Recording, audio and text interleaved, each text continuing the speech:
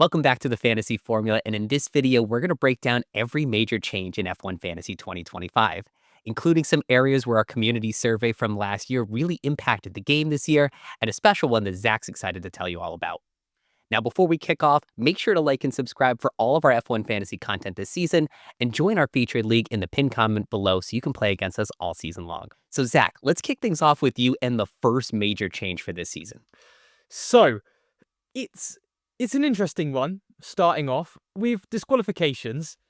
As we all know, it was a nightmare last season if one of your drivers, especially one of your top drivers, even worse if you had the DRS boost on them, got the -25. Well, now this season, it's not going to be the driver who gets that negative points. It will only be the constructors, which for me is it's an interesting turn they've gone for.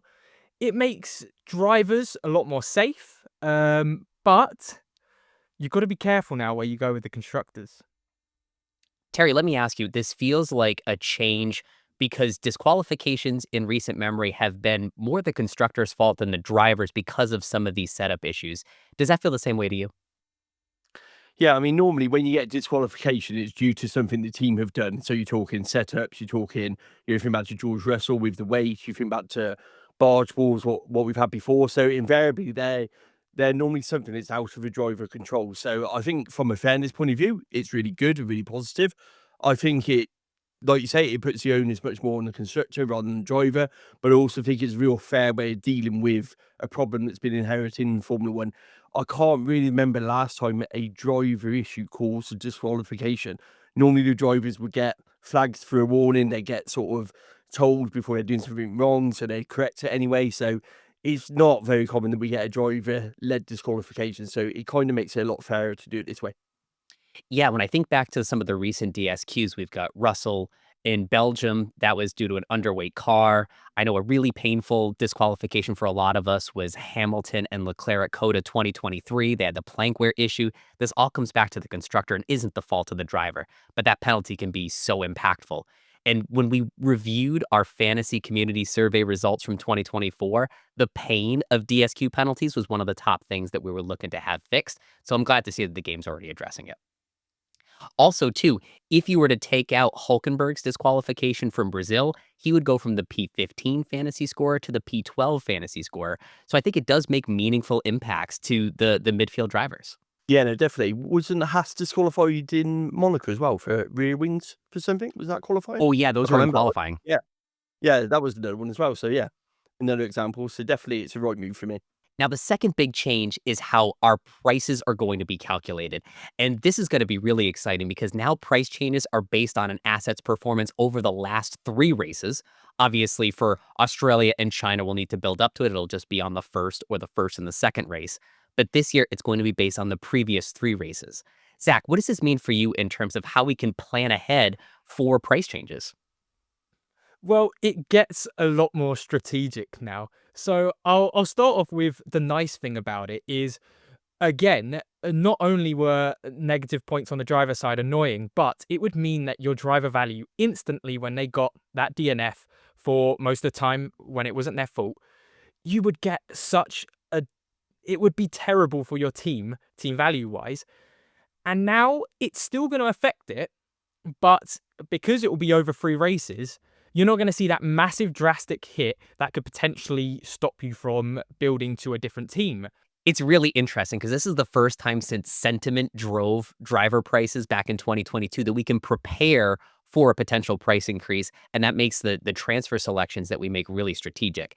And if you think back to some of those points you made earlier, Zach, about the extremes of last season, we had Max lose zero 0.7 million after his DNF in Australia. On the other end, Esteban Ocon, he had the 1.5 million gain in Brazil. You're not going to have these huge price swings. And I think that's going to keep teams a little bit more tidy in terms of how close together our cost caps are this year. Terry, let me ask you, you called this out last year about the transparency of how price changes work and maybe being off-putting for some casual players. Do you think being transparent about it this year gets us one step closer to a good place? I think it does. My big concern last year was you seem to have a group of people who understood the pricing system and were able to understand it, capitalize on it. The average player probably didn't. I'm one of those. I didn't understand it at all last year.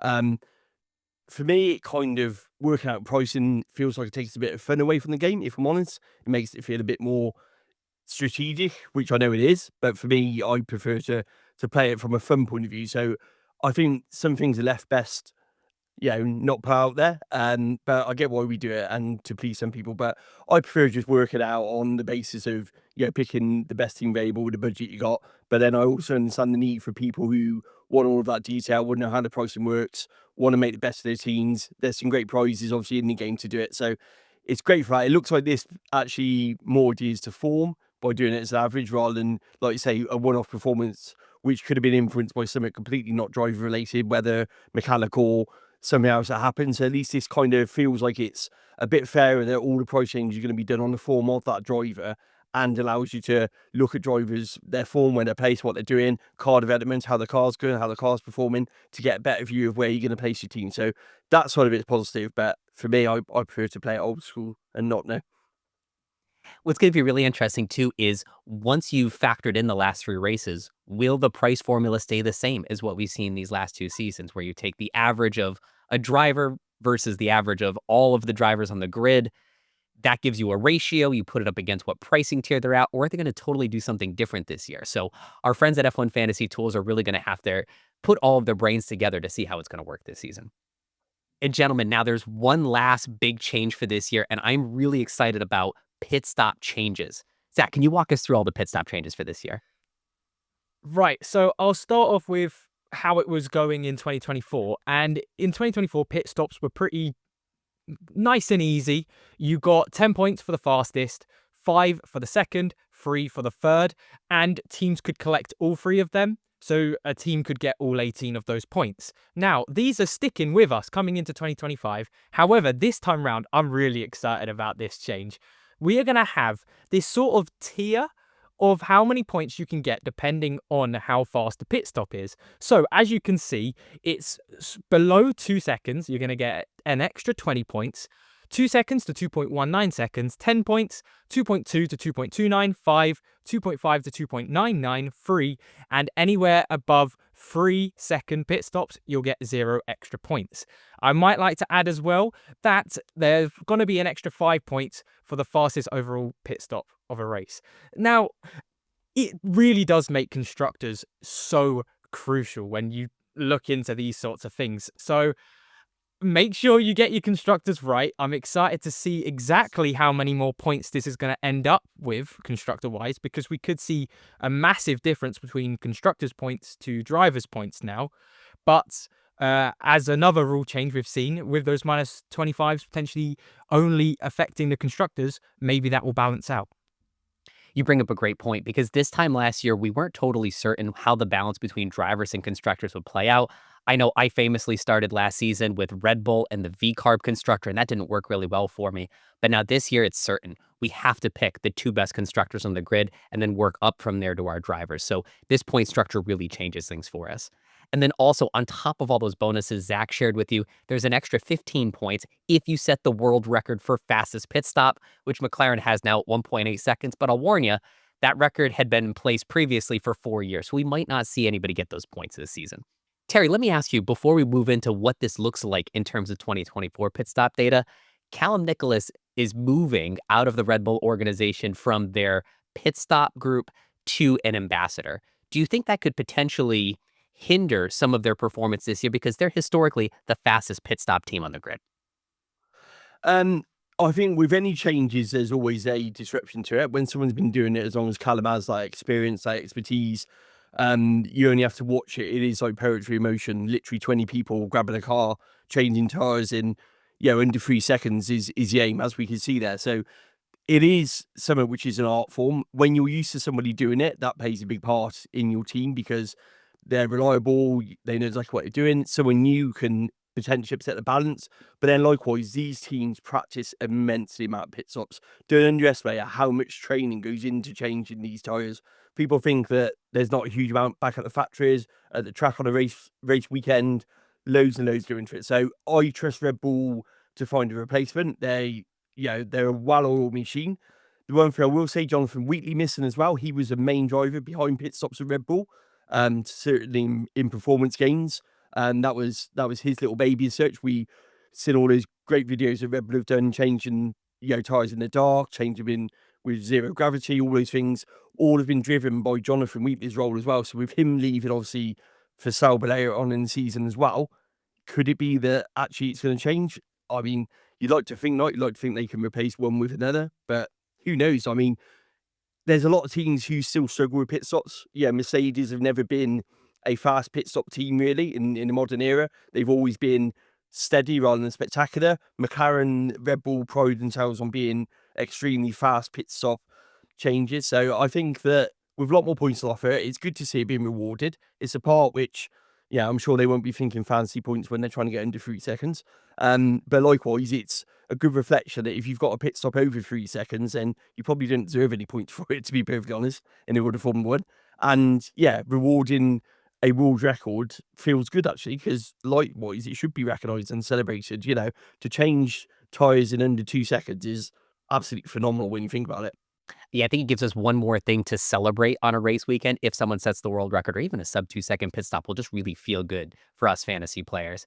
And as you all know, we love to nerd out here on the fantasy formula. So we did some speed math and took 739 pit stops from 2024, reanalyzed them if we use the 2025 rule set to apply here.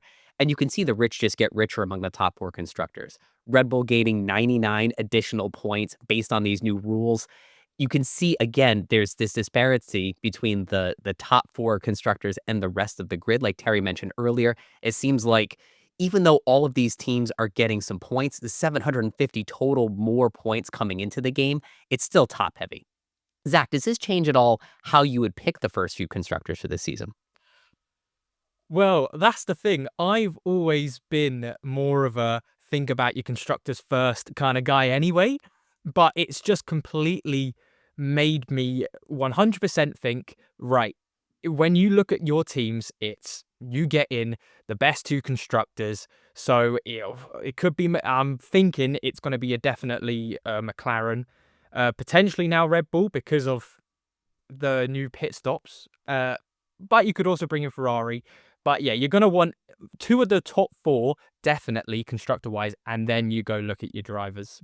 And one other graph I want to show everybody before we wrap this segment is the distribution of looking back at those pit stops from last year. You can see, Terry mentioned earlier, how rare a sub 2 second pit stop is.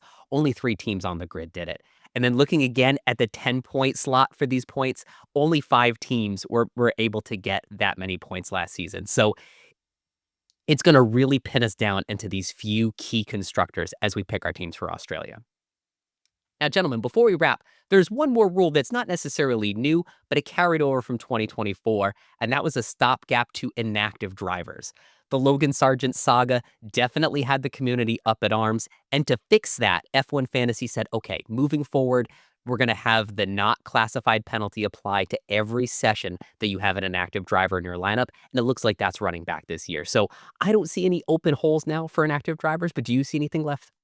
For me, the only concern would be a driver swapping, getting a driver in quick enough. So that's something which we know last season didn't always happen when there was a driver swap. I know sometimes it's last minute, but likewise, I think there's going to be enough warning to take an active driver out. From what we gather, it'd be the same message you get, like you used to get, saying you've got an active driver, make sure you move them so you don't get penalised. So I think it's fair. It's a good way of doing it. For me, it's just a case of if there is a driver swap, actually how fast can we get that replacement driver back on the game as well, rather than just taking out the driver. I think to take out the driver, like I say, is going to be nice and easy. But if there is a driver change, how fast can we get that new driver in and priced and into the game? Is probably for me still the key factor for last year, which I'm not 100% sure has been addressed yet, and until we won't know until something happens. I think when it comes to inactive drivers as well, they've just got to make sure as well the pricing they do right, because that's another issue, to make sure that if there is going to be an inactive driver, let's say for instance, Doohan does get taken out and Colapinto takes his spot, they've just got to make sure that Colapinto would come in at the same price as Doohan was or less, to make sure that people could make this swap. Because I remember that was a big issue with the whole Sargent issue last season, where Sargent was at such a lower price compared to everyone else that there wasn't a lot of leeway to move around your team, especially you only get 2 to 3 transfers in your team each weekend. And for some people, you'd have to completely reshuffle your team to get rid of an inactive driver if the pricing isn't right.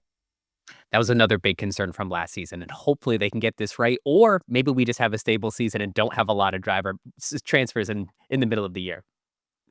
Yeah, looking at you, Alpine, for that one. That's going to be definitely the most interesting storyline of the first half of the season. All right. So that's all of the changes that we wanted to talk about for the first part of the season. Make sure you check out our featured league and play against Harry, Zach, and myself all season long. Check out our guides on fanamp.com/fantasy and tune in all season long for our race previews and deadline Q&A live streams. We'll see you soon.